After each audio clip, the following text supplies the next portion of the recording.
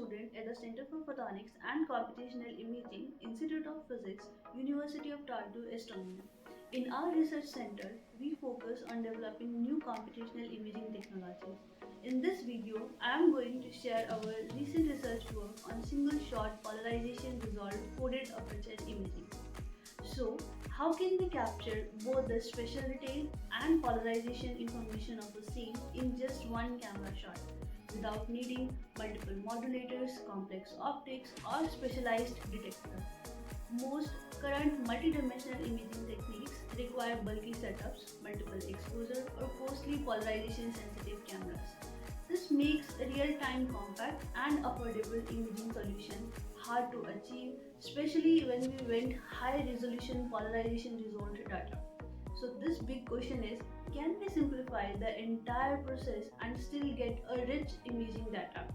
So to solve this, we introduce a breakthrough technique called dual orthogonal polarization phase modulation coded aperture imaging, or simply we can say DOPP-CAI. This method allows us to perform 3D imaging across 2D space and polarization using one special light modulator and require a regular image sensor. So now, how it works? We divide the SLMs into two halves. One half display a spiral lens phase mask which modulate the light polarized along one axis because it is the active axis of the SLM. The other half displays a quasi-random diffractive lens which modulates light polarized along the orthogonal axis. Due to the SLM polarization sensitivity, each phase mask interacts only with the light that is aligned along its specified polarization direction, also called the active axis. So the different polarization states produce distinct blur pattern in the final recorded image. These unique blur signatures act like a fingerprint for each polarization state, and with the right computational reconstruction method, we can record this into a full image that contains both spatial and polarization information all from a single shot. No extra optics, no special sensor, just smart phase modulation and clever computation. Let's now look at the simulation study that demonstrates how the DOP-CAI system works. We performed the entire simulation using MATLAB. To achieve dual polarization dependent phase modulation, we used two different diffractive optical elements. The first one is the spiral lens with the topological charge of L equals to 5, and the second one is a quasi-random diffractive lens or a QRDL with a scattering degree of 0.02. These two masks modulate the light based on its polarization state, and to demonstrate the concept, we use the digit 4 as our test object. Now in the figure, as you can see, there is a 3 rows of the results. So the first one shows the simulated image of the object at 0 degree, 45 degree and the 90 degree, and or in term of the phase, the phi value is equals to 0, pi by 4 and pi by 2.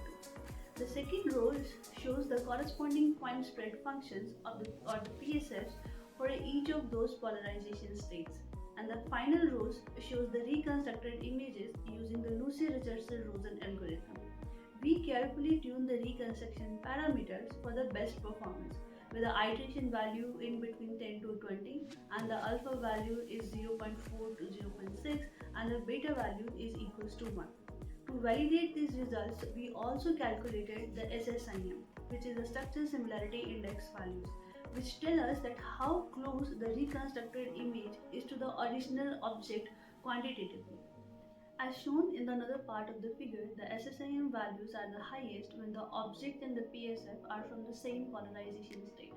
This proved that our DOP-CAI system can clearly distinguish between the different polarization states with a unique polarization dependent blur created by combining the spiral and the quasi-random lenses. This simulation confirmed the feasibility and the strength of the DOP-CAI for a single shot polarization sensitive imaging. Let's walk through the experimental setup of DOPP-CAI system. We start with the red LED light source at 660 mm, which is first collimated using a lens. The light then passes through an iris to control its illumination. A linear polarizer is used next to the set the light's polarization, either horizontal, vertical or diagonal.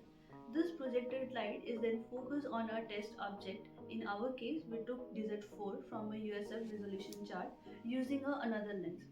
To record the point spread functions, a pinhole of a 50 micron is used at the same location.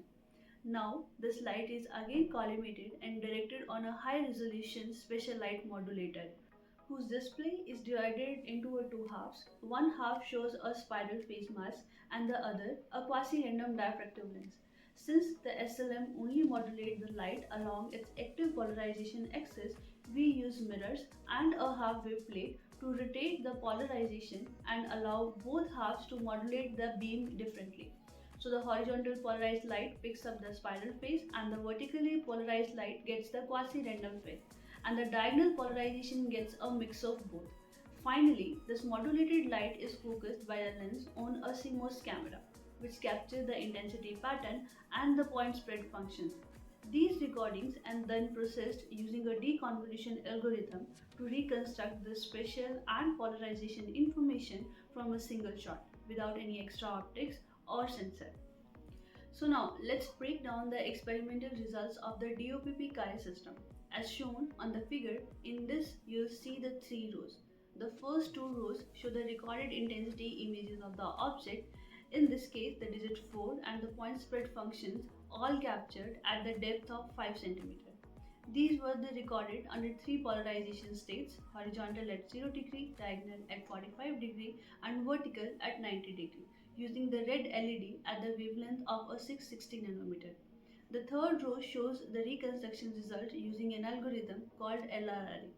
Now here is the key things. Depending on the polarization state, the system activates different optical elements.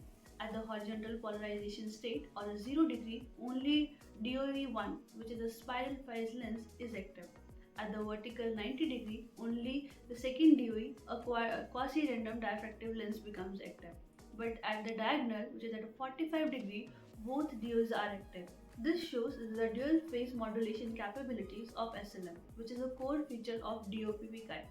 Now, let's talk about the result. You will notice when the polarization of the object and the PSF is matched, the reconstruction image is sharp and clear.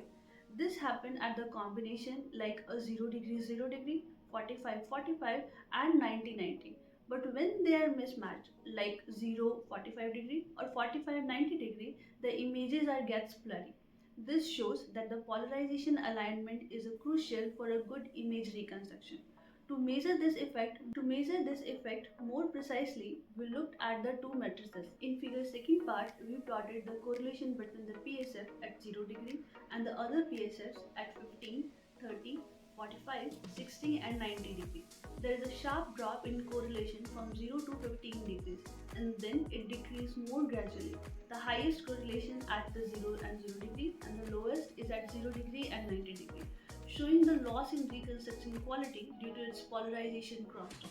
The SSIM values follow the same trend. You get the best structural similarity when both the object and the PSF have the same polarization, and the much lower values when they differ.